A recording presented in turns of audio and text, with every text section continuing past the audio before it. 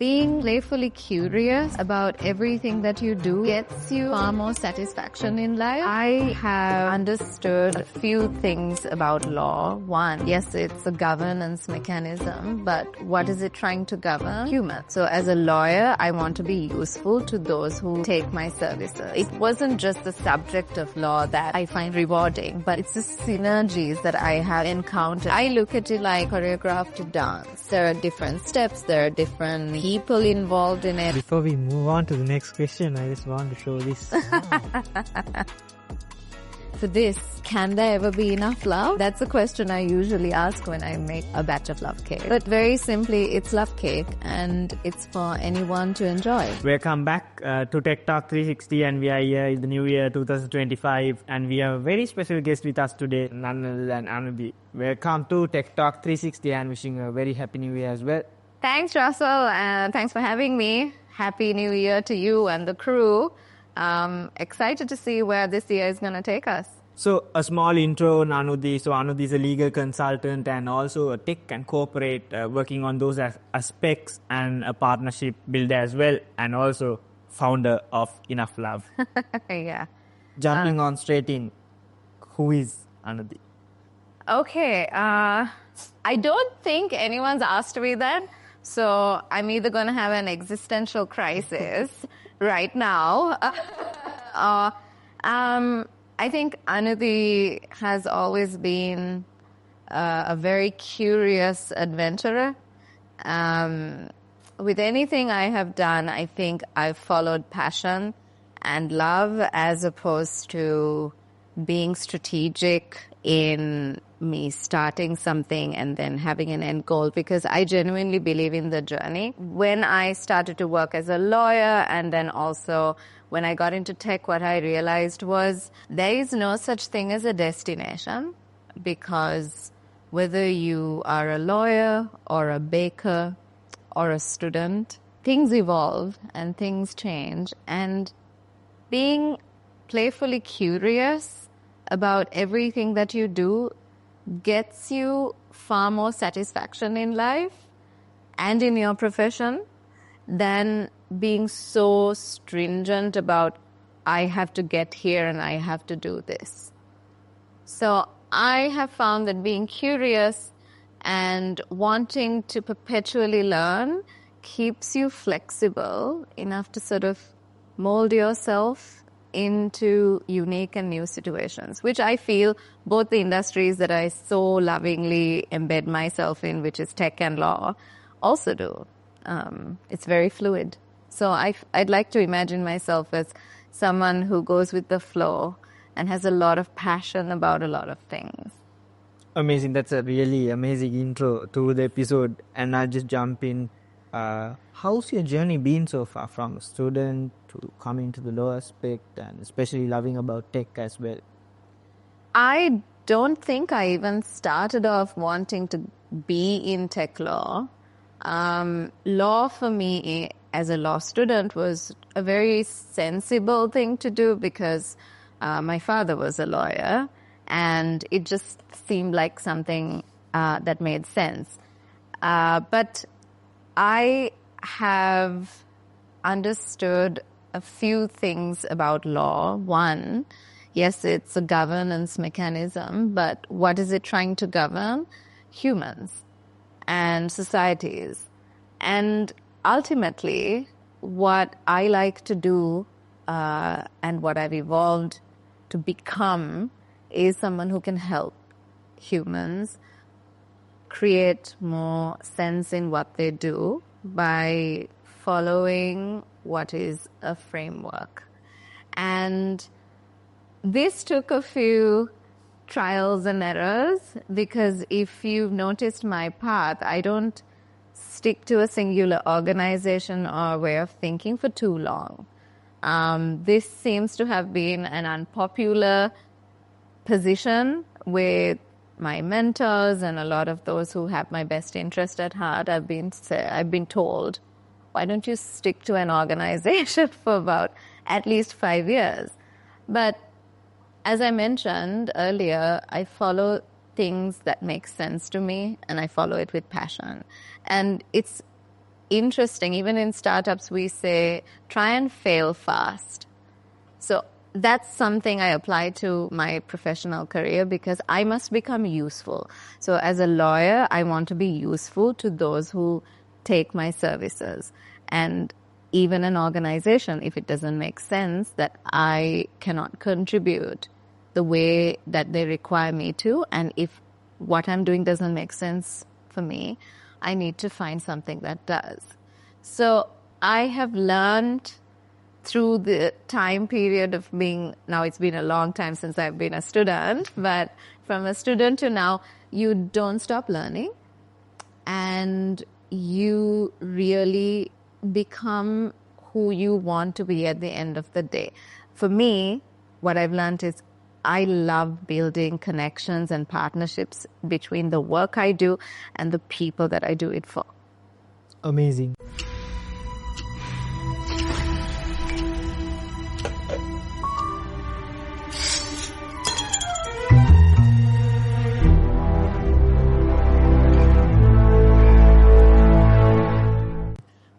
And I'll just ask you this. What's that interesting thing that you found in tech law? So, law helps life make sense for human beings when they have to journey through their day-to-day life within a society. Tech makes life better for people as they go through life day to day. I don't see law as something that governs tech. I see law as something that assists technology evolve and become its greatest version of itself while making those innovators accountable and making technology accessible to the masses. Because it's not just equality that we need to look at, but it's also equity. So is there equitable access to technology? And law makes that possible. Maybe as we go through this discussion, I'll be able to share some examples of how they are so intricately connected. Really can't see a hard line separation between law and tech. Definitely. And if I just ask you, how rewarding has law been for you so far? Phenomenally rewarding. I never thought I'd be happy doing law. I just thought it'll be something I do. It's a job. It pays my bills. But I have worked with some incredible people. It wasn't just the subject of law that I find rewarding, but it's the synergies that I have encountered. I have worked in so many incredible organizations. I've worked with so many great thinkers. I've worked in government sector, private sector. I've worked in startups. I've worked for startups.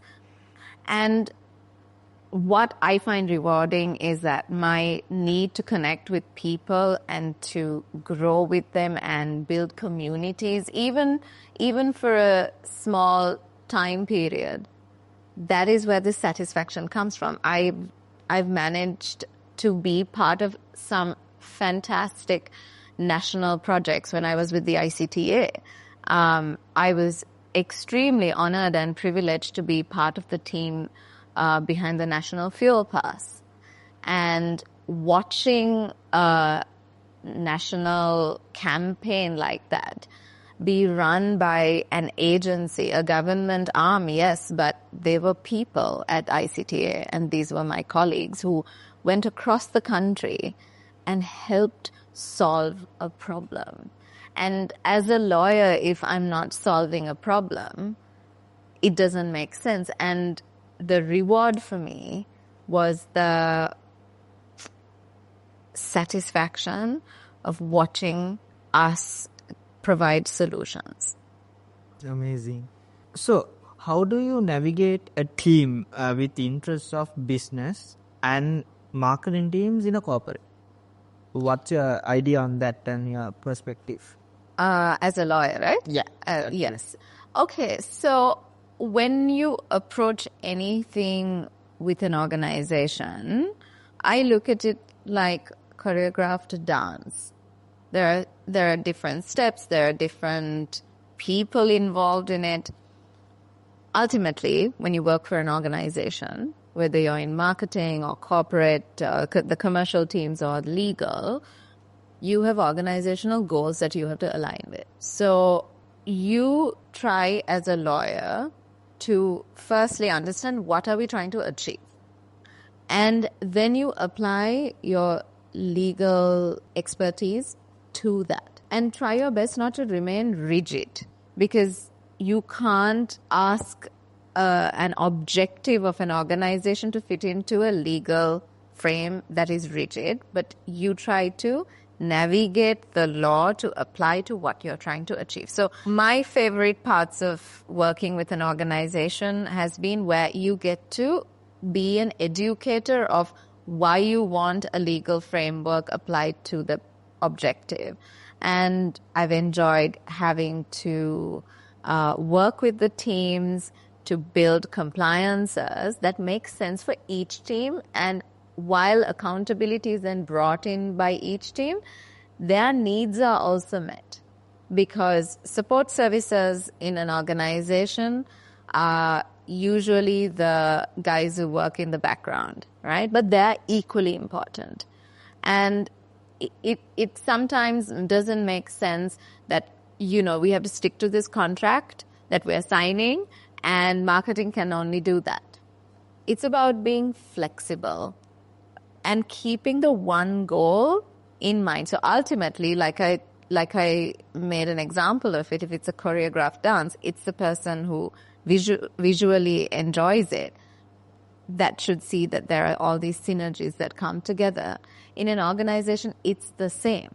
So what am I doing when I provide my legal expertise? It is to help the organization achieve its goals while risk mitigating and ensuring that we can move forward with as little or no legal issues as possible. Perfect. Before we move on to the next question, I just want to show this.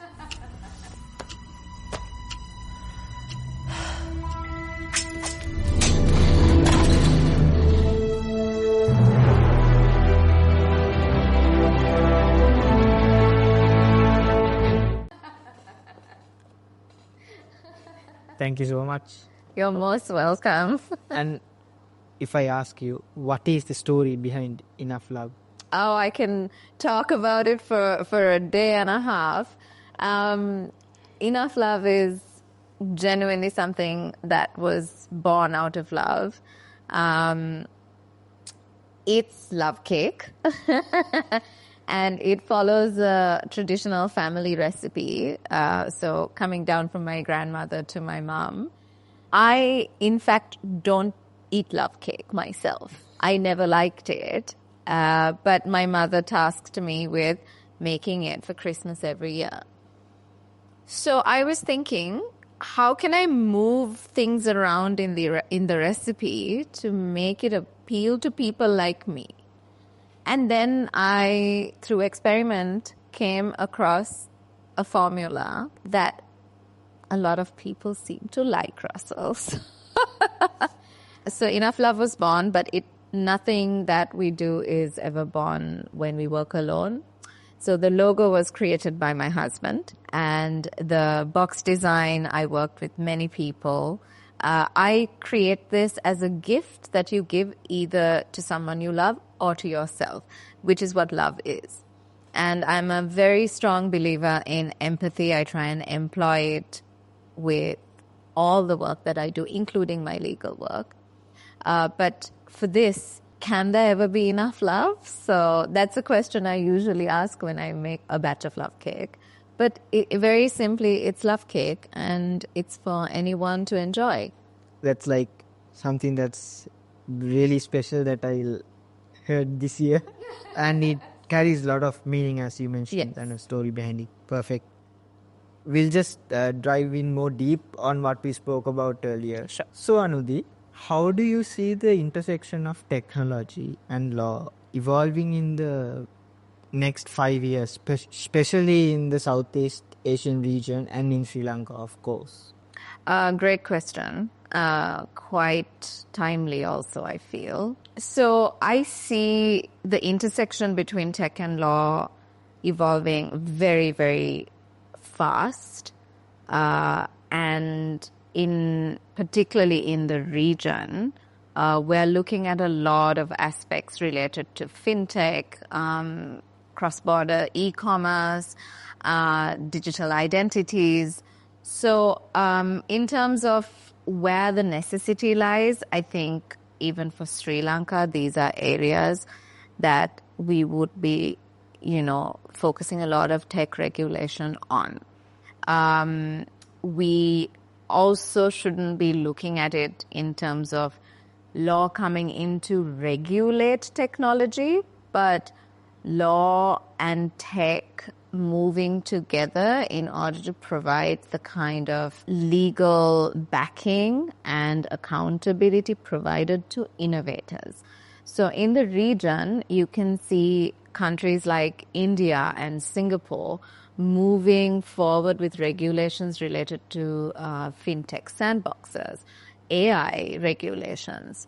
So those are great places for even Sri Lanka to consider. We have Sri Lanka's Personal Data Privacy Act already underway, and it coming into force in March 2025. So we have a very quick progress into it.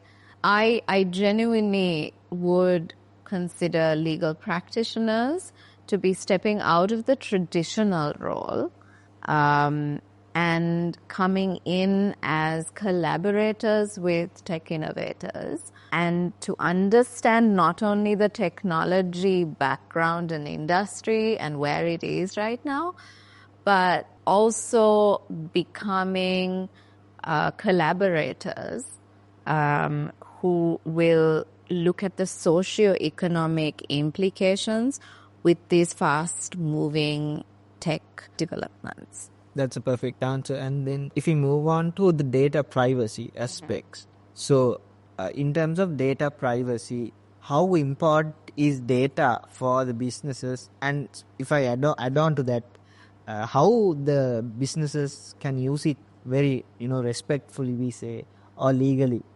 Yeah. Recently, we finished off the elections, and, you might have also come across these, text messages being shared all around. What's your thought on the general questions that I just asked? Yeah. Look, tech privacy now is not it's nice to have. It is integrated in everything.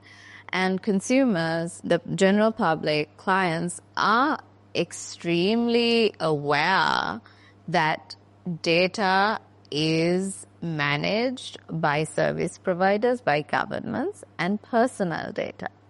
So firstly, identifying the value behind personal data being used to provide a service or to provide products and goods is where businesses first have to understand that this is not just data. This is not just random bits of information, but there is a responsibility that comes with it.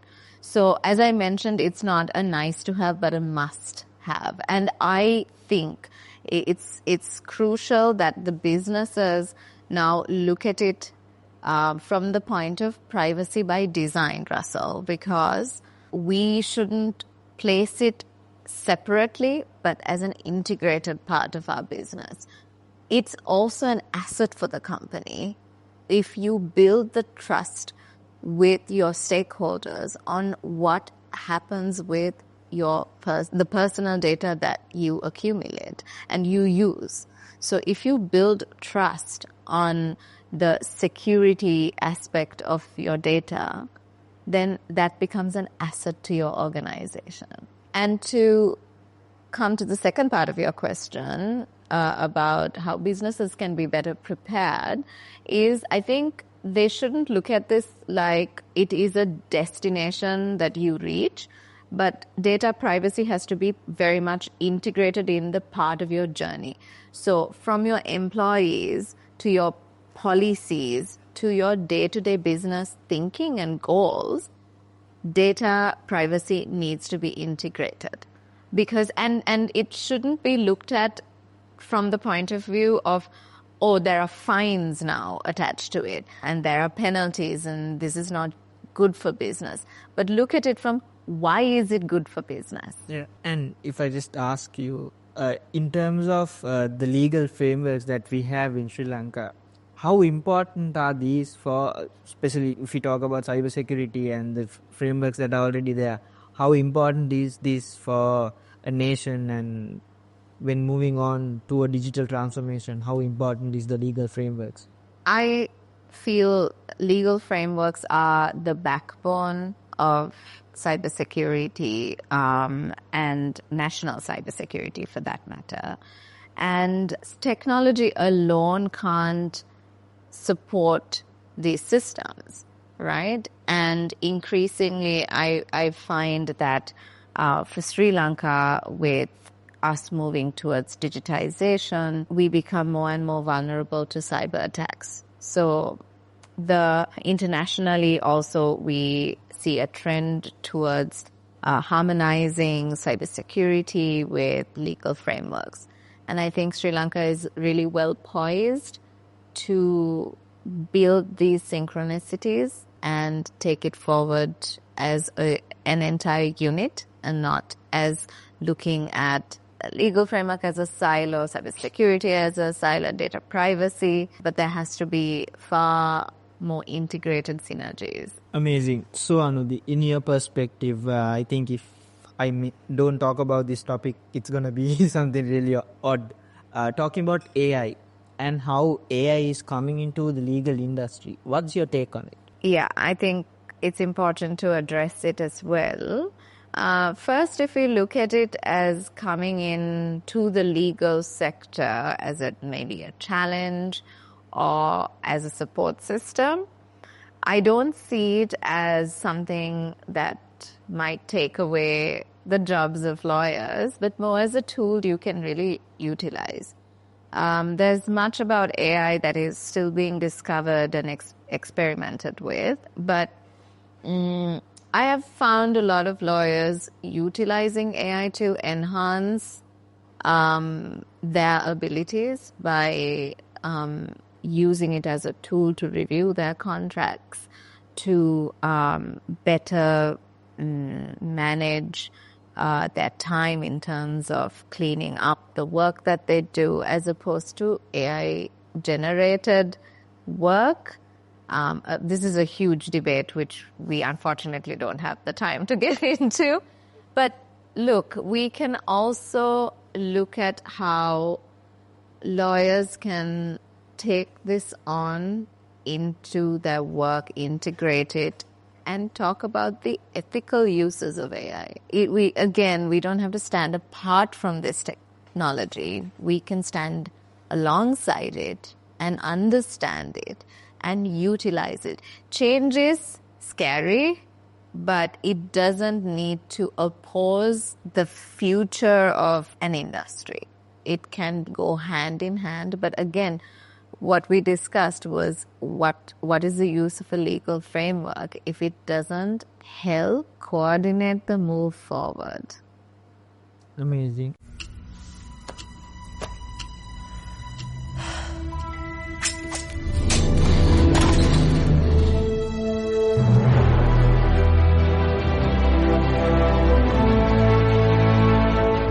And if I can link into that, talking about blockchain, I think it's upcoming and emerging as well. Yes. So how actually we can use blockchain to gain traction and making it in Sri Lanka, what we see is it's not like legal yet, and the transactions.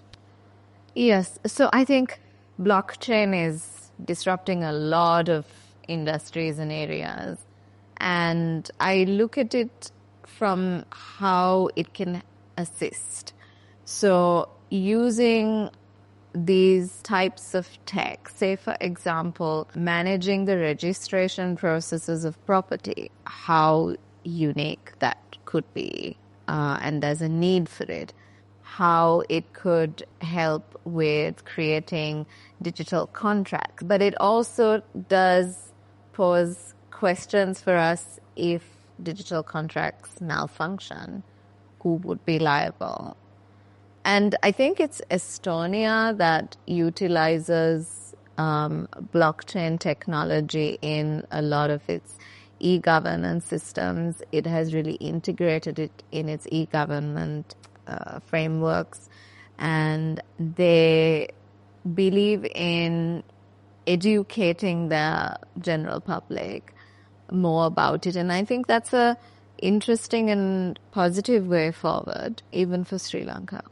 Perfect. And the last few segments of this podcast is mainly targeted to the youth, and they are the future of this country, as well as they're the ones who are coming into the industry. Yeah. And maybe they want to be like you as well, or a young lawyer who's coming up as well. What do you actually have to tell to them when coming into this landscape, especially with tech as a partner or AI as a companion? To use it for being better? What do you say to the young professionals who are coming into this landscape? Look, with anything, diving into it is important. But what I say is, if you're diving in, bring a snorkel, because you will need air at some point. So what I mean by that is, embrace it, but don't embrace it because someone tells you you should. Find a passion in knowing more and more about what you getting yourself involved in. And we can't deny this. This seems to be the future that we're moving towards. But in terms of what you do with it, what is your ultimate goal? Be it in tech, be it in law, be it in entirely AI gen. What is it that you're trying to achieve? If you're going to solve a problem, then great. Use the tools available to you. Become an innovator that helps. Don't become an innovator that disrupts for the sake of disrupting. You have to ultimately serve a purpose with the work that you do. And this is my personal belief, and this is my personal way forward. I look at how do I leave even one person in a better position with the work that I contribute, utilizing technology and using my knowledge in law. Amazing. And I'm just going to ask you how you actually balance time, or any tips that you can give, especially when you're coming into play with EnoughLove and baking and balancing with the legal side. How's a day-to-day can be for you? I want to say something that a lawyer would never say, which is, I think you have to be a little insane to take on so many things in a day. But I think it's being pretty honest with yourself and understand what you're trying to achieve in a day. And it's okay to not do something that lacks inspiration. So I have a methodology with my clients. If I can't give them the best work on a contract today, I will tell them, can we push this deadline to tomorrow? If they can't, I say, okay, I will do what I can today. And I'm sure we need some review. Now, this is not on the hardline timelines that I have for contract work, but it's just go easy on yourself, okay? Because do things that make you feel proud and make you feel love for what you do. If it doesn't serve you, it ultimately will not serve anyone. So I do things that spring out of love and passion for me, including my work in tech, in law, in baking. Baking is something I love doing, but there are days I feel it's not it. So the balance, we talk about the work-life balance. that's not a moment in time that you decide, oh, I haven't taken time for myself. But it has to be a day-to-day practice. Sounds amazing. And we are going to step into something really fun. Okay. Are you ready? Of course. I mean, let's see. Yes. So, it's rapid fire time. Okay. Favorite tech gadget? Oh, oh my goodness. Tech gadget. The phone? Okay. One word that describes your work style. Passion-driven. Empathy or objectivity? Empathy. Oh, ooh, trick question. Empathy and objectivity kind of go hand in hand, but at any given point, I'll pick empathy. I think we might have to skip this question, but I'll ask it. Your favorite... your favorite legal case that you have worked on? Okay, I can't mention details, but it was a land matter, actually, a land case, but it was for a company that makes liquor, and it was something that eventually, with the work that I did, we won that case. So, Oh, wow. I don't know if I can publish them. Yeah, no one. Yeah. But, Dream travel destination. oh, okay. So, tough one. Dream travel destination moves every year for me, but Japan was it. We have one who has visited Oh. most. Most used app on the phone. It's a bit boring, but Facebook. no, WhatsApp and TikTok. Oh, okay. Yeah. One piece of advice that you live by. We're all humans doing life for the first time. So go easy. Biggest myth about legal consultants. That they're boring. They're not. I'm not. Your favorite part about baking cakes. Watching people enjoy it. That is why I do it. The first thing that you do every morning. Gratitude. A skill you wish that you had. Oh, the ability to stay focused on one particular subject for a long period of time.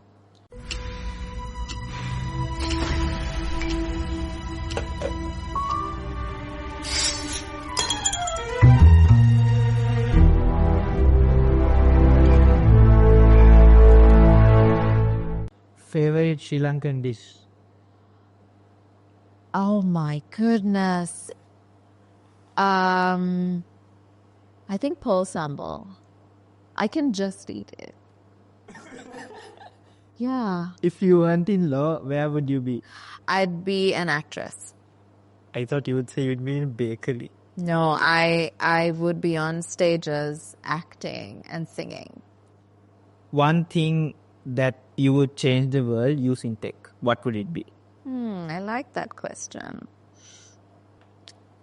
I would do what it takes to help people understand that they're not alone in whatever it is that they are going through. To identify that we are just human.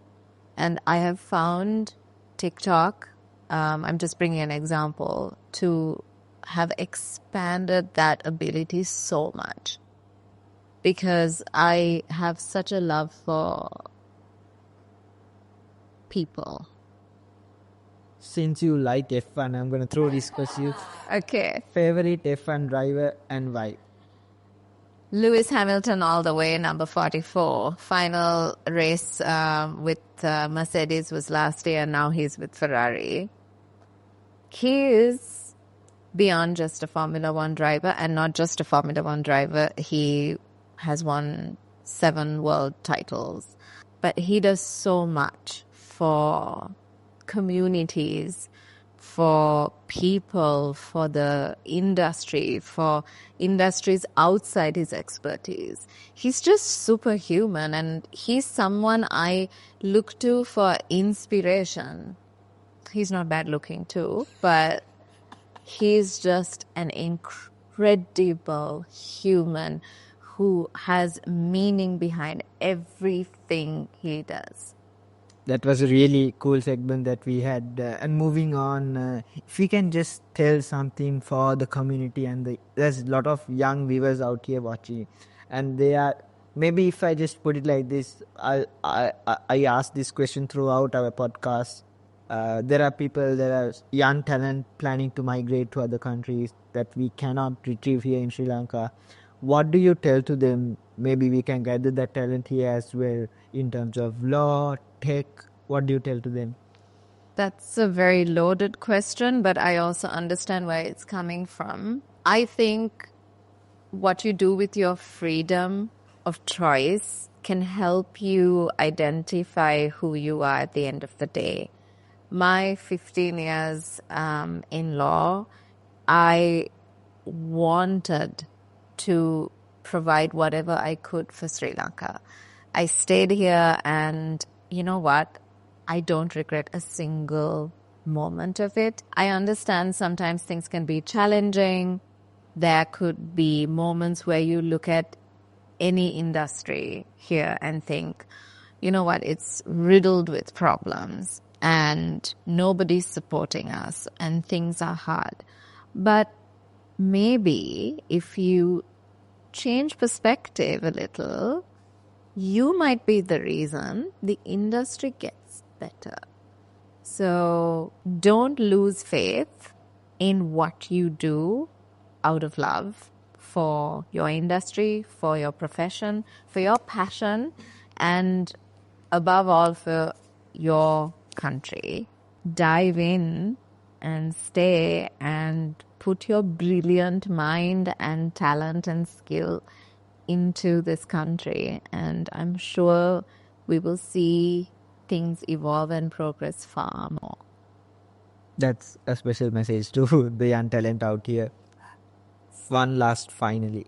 Is this your first podcast? Yes, it is. Let's talk about the experience and some final words on the podcast as well. I think what you are doing, you and your team, is very important. I genuinely found this to be not based on what and who looks like out there, but this is on the actual substance of what needs to be discussed. So congratulations to you and the team. I think we need to have more discussions about real things, because it's not about on what magazine you get on and what list you're on, but it's about what you will do and what you want to do. And you provide a platform for some very interesting people doing some incredible things to come and talk about it. So well done. I'm honored to have been here. Thank you so much for coming today despite your busy schedule. And I wish to talk with you again on the podcast more every time. I look forward to it. And we can have certain topics as well. Let's just tune in for some more exciting episodes with you. Absolutely. That's another podcast by Tech Talk 360, unveiling one bite at a time.